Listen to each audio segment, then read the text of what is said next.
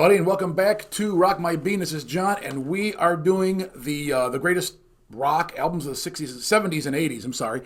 And right now, we're in the middle of the album Machine Head by Deep Purple. Came out in 1972.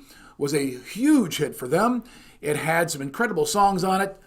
Of course, the greatest song on it is the song Smoke on the Water, which we're going to get to today. And I'm going to get to you a little interesting story tidbits behind that song that it almost didn't make the album. And yet it became probably their greatest song ever. But we're going to get to that. But first, we're going to start with the song Never Before. We've already done the first three songs on the album. And those were Highway Star, which is a great driving rock song about having a muscle car that you love. And precisely at this time in history, people were buying muscle cars. And these are cars that were known for extra performance, power performance. And so, you know, it's the song is really about that. And then Maybe I'm a Leo, and then finally Pictures of Home.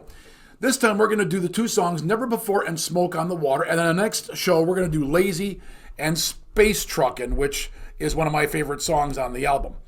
But right now we're going to do Never Before. Now, Never Before is a song. Now, first of all, let me give you the band. If you're new to Deep Purple, they were a heavy rock band with some bluesy elements in it, but they were also exploring other things. And they came out in the late 60s, went in the 70s, and this was, I believe, their 11th album. I mean, they've been out for a while. And the lead singer is Ian Gillan, and then Ritchie Blackmore was the guitar player, and a fabulous guitar player. And then we had John Lord on the keyboards, was a genius at keyboards. One of his loss is very sad. He passed away a few years ago, but the guy was incredible keyboard player. And we had Ian Pace, one of the best drummers ever, sort of one of the fastest drummers ever. And then we had Roger Glover on bass, who was a fantastic rhythm section. So him and Ian Pace would lock in and just do some amazing stuff. If you ever get a chance to see Deep Purple live, there are some great videos on YouTube. I highly recommend that you get over there and watch them. They're extended versions of the studio songs, but Deep Purple sounds even better live than in studio. Some bands just do. And when they play a song, they add on to it, and they just go for broke, man. And it's amazing to see this band live. You just won't see anything like it ever again. Just an incredible band. But this was probably their biggest hit album up to this time. And we're going to do the song Never Before. Now, this song is a song. It's a song about, it's about a breakup. And it's really about a woman leaving a man, or a man leaving a woman, but the woman was no good. She was big trouble. She was mean, et cetera, et cetera, et cetera. And that's essentially what this one's about. So we are going to go ahead and do Never Before, and here we go.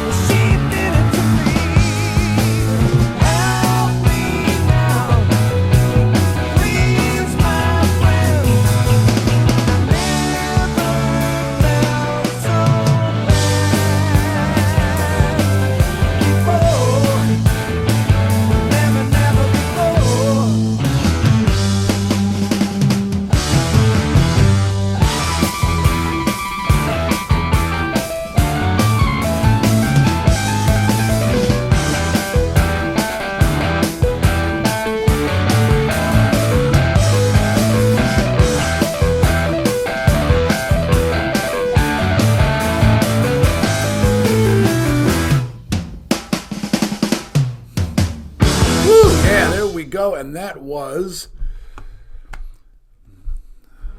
Whoops, that was. I believe. That was a good song. That was a very bluesy, had a bluesy, funky beat to it, never before. I love that funky beat, and then it goes into that more 4/4 rock, 4 on the floor kind of drum playing, and it lays out that 4 beat, and then it goes back to that funk again. There's a lot of different interesting things in there with the drummer doing a little fills here, and that John Lord's Hammond organ playing. Good riffs by Richie Blackmore, who always did good riffs. And of course, good bass and with Glover and Ian Pace working together there. Very good stuff. Good, just a good old fashioned. I hate to say the word old fashioned funky bluesy rock. Very clean. You know, there wasn't a lot of overproduction and layering going on. It's a very clean song. You know, I like rock like to hear like rock like that, where it's not overproduced. It's just good, solid rock. And as a drummer, it's fun to play songs like that. And just when you're gelling and when you're locked in together, you can do some fun stuff. It's a lot of fun to play.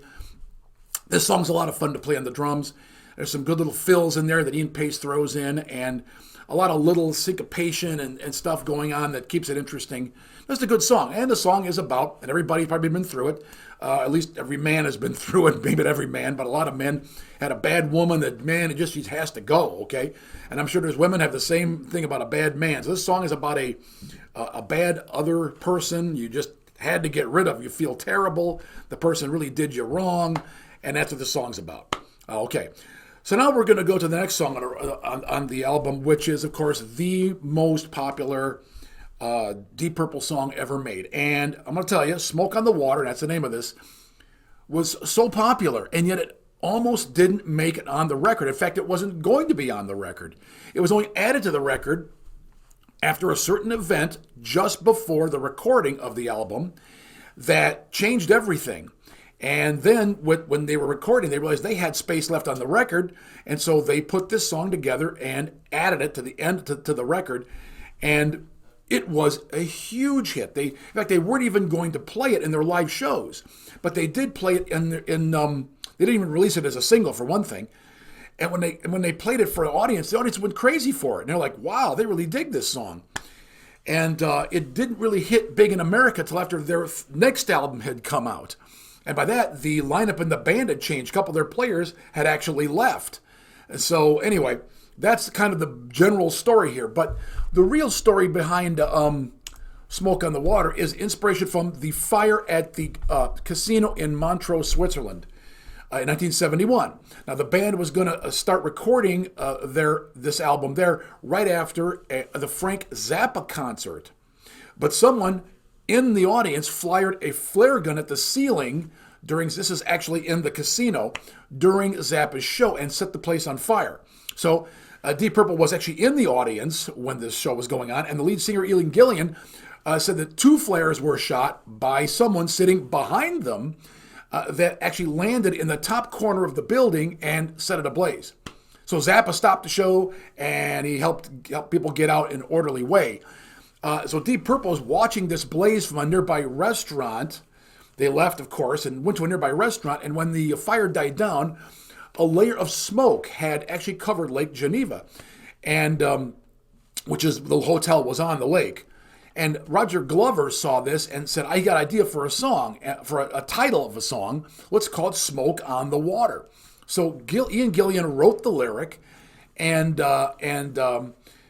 about this whole situation that was going on, about the flare going off. They were there to record an album, Machine had an album, and then this went on, and what happened with Frank Zappa's recording. And anyway, so the band was relocated then, after this, to the Grand Hotel in Montreux, where they finally recorded this album using the Rolling Stones mobile studio that was there, because Rolling Stones had just recorded there. And they needed one more song on the album, so they put together Smoke on the Water with Gillian's lyric, and Blackmore put up some really interesting riff. And the result was telling of this whole story of these strange events that occurred. Now, Songfacts says in an interview with Ian Gillan, he says, we set up the gear in the hallways and the corridors of the hotel, and the Rolling Stones mobile truck was out back with very long cables coming through up to the windows. We tried to recreate the atmosphere in technical sense the best we could. And when we went to write the lyrics, because we were short on material, we thought it wasn't this Smoke on the Water would be an add-on track. It was just a very last-minute panic. We needed one more song. So the riff and the backing track had been recorded on the first day as a kind of sound check. And there were no lyrics written. And the engineer just said on the last day, now we're several minutes short for an album. So we dug it out, and Roger and I, says Ian Gillian, wrote a biographical account of the making of the record. We all came down to Montreux. The session where they put down the backing track took place at a dance club in Montreux called the Pavilion, where they tried to record after this casino had burned down. The Smoke on the Water a track was all that they accomplished there, because the locals were complaining about the noise and the police shut them down. And the rest of the album on Smoke on the Water vocal was recorded at the Grand Hotel. Now, Frank Zappa's mentioned in the lyrics here because he lost all his equipment, and then he broke his leg a few days later when a fan pulled him into the crowd in a show. Deep Purple's bass player Roger Glover had some doubts about the title. He knew it was a great song, but was reluctant to do it because he said it sounded like a drug song. Okay. Now, Ritchie Blackmore had an affinity for Renaissance music, and he actually, the riff is done in fourths and fifths, he said, a medieval modal scale. So it makes the song appear more dark and foreboding, not like the current music's more pop music thirds. So that's interesting. Now, the band did not even think this would be a hit, like I said, and they rarely played it live. When they did, though, it got a big reception. And so they included a live version from the show in the Osaka recording, Osaka, Japan, of their Made in Japan, which was a huge seller. And the album was released in America in 1973, over a year after this album was released. And this earned the song a lot more exposure and convinced Deep Purple's people to release it as a single in America. And it became a huge hit. Now, I'm going to tell you that when I was a young musician, I mean very young, and I had my first drum set, I had friends that played guitar, not very well, and tried to sing, not very well, but we practiced the riff of Smoke on the Water. Because if you could play Smoke on the Water riff, you were somebody, right? It's like for drummers, it was Wipeout. Well, for guitar players, it was Smoke on the Water. So I tried to play as best I could, and we got kind of cocky, and we got our little practice amp and my little drum set, and we went to the nearby park where there was a brand new band shell, and we just kind of set up there hoping that we could get, like on a stage for the first time and people would like us as a band. We were not good, folks. We were terrible. But we set up and we tried to play, and we really were terrible, but we tried. But the park kicked us out because we didn't have a permit, and that was the end of that attempt at stardom. But Smoke on the Water was the riff every new guitar player wanted to learn to play. And I don't know, it probably still is. I've seen young guitar players trying to play the riff. So even today, almost 50 years later, it still is a rock riff that new guitar players want to play. So we're going to go ahead with Smoke on the Water. And I mean, it's just a great song. It's become an iconic song, and like I said, it became a huge hit for Deep Purple. And this is a good one. So now you know the background. If you hadn't known it before, I'm sure a lot of you already know this background, but some of you newbies, you may not have heard this, but that's the background to this song. Okay, so we are going to do Smoke on the Water, and here goes first. Okay, here we go.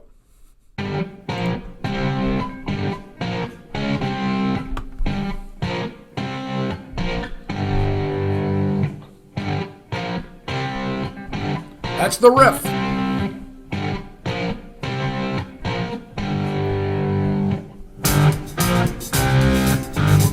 Hi-hat comes in.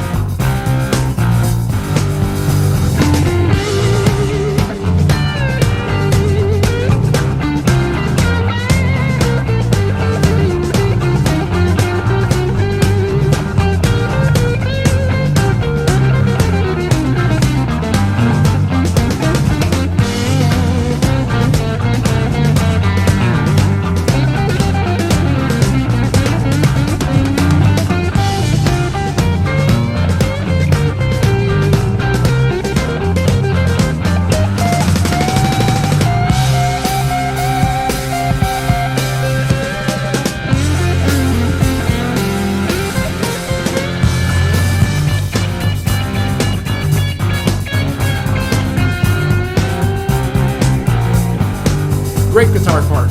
Great.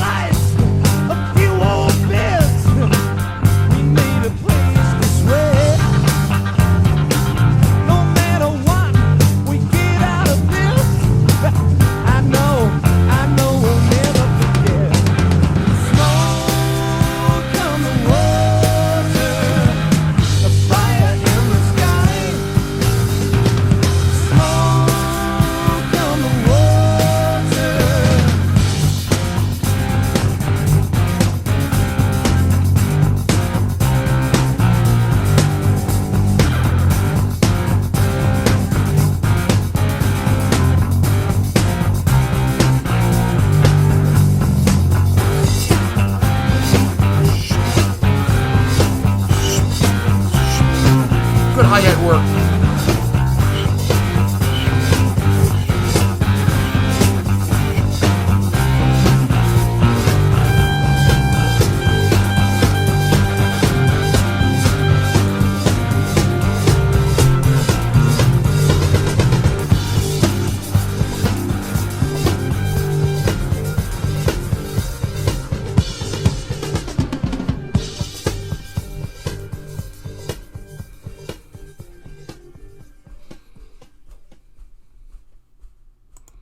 All right, great fade out on that. Great fade out on that song. Yeah, Smoke on the Water, folks. Just a classic song, and Deep Purple's the one that did it. And it's so funny. How often do bands have hits of songs that they never really saw coming? They didn't expect to hit. It was just an extra, a last minute thing. It took them, wrote it in 15 minutes. I remember. There's a song with the Police, Every Breath You Take. I remember that was written effortlessly and became their biggest hit. It's stuff like, stories like that.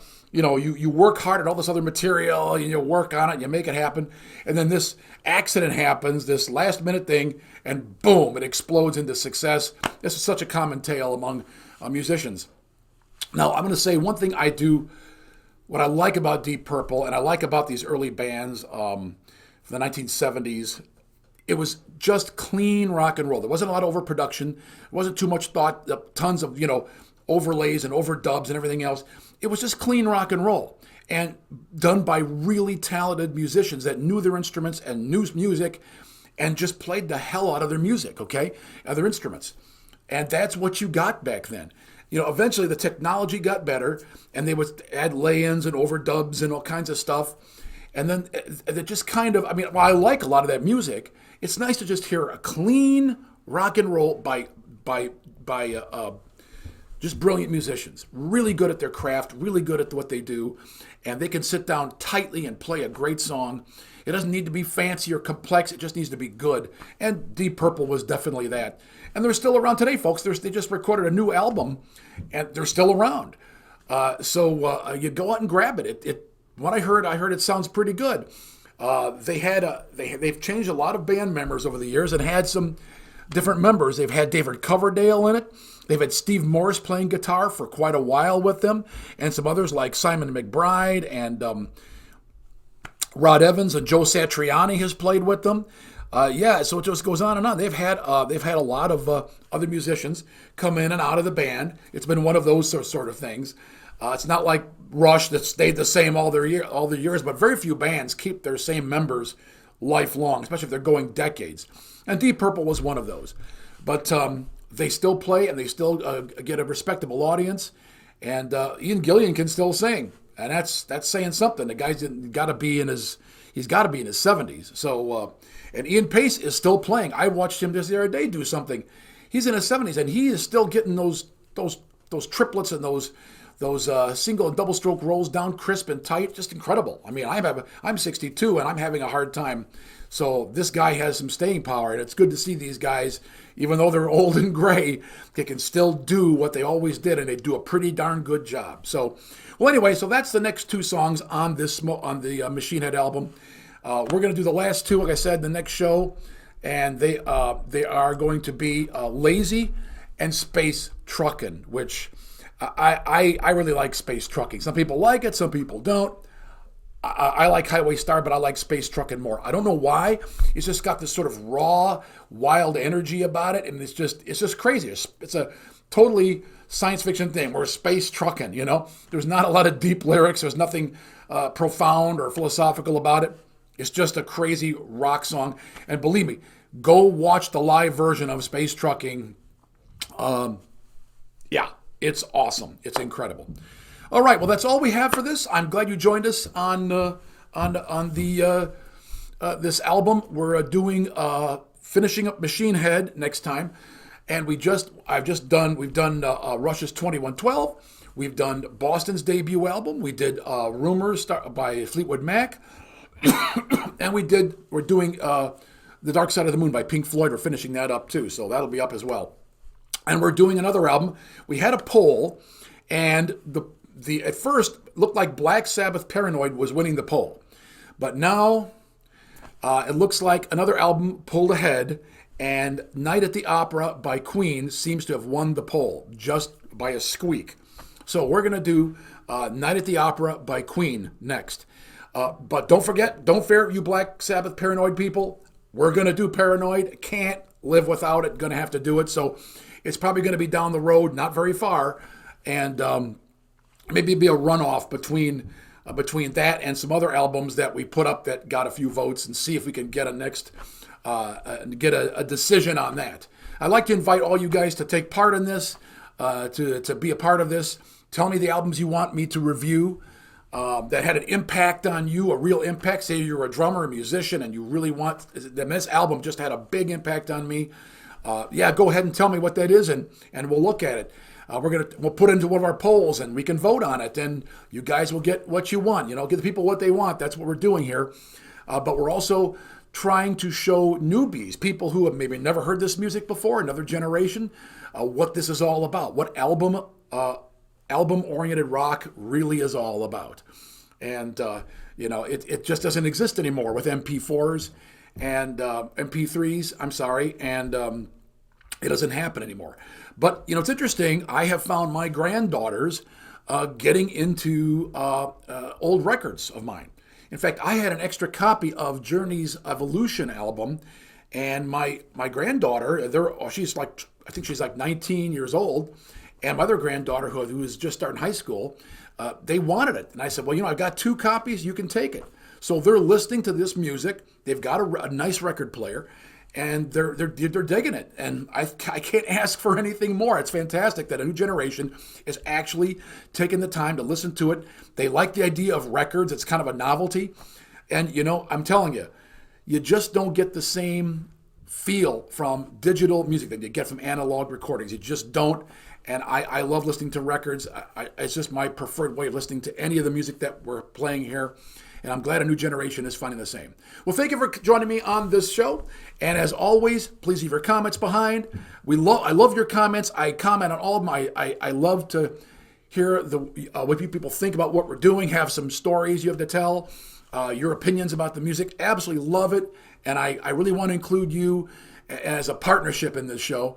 And as always, please subscribe. Subscribing is so important. It really is important. I know people just tend to watch and then move on, but subscribing really helps the channel. And also sharing it with others is a big, big thing.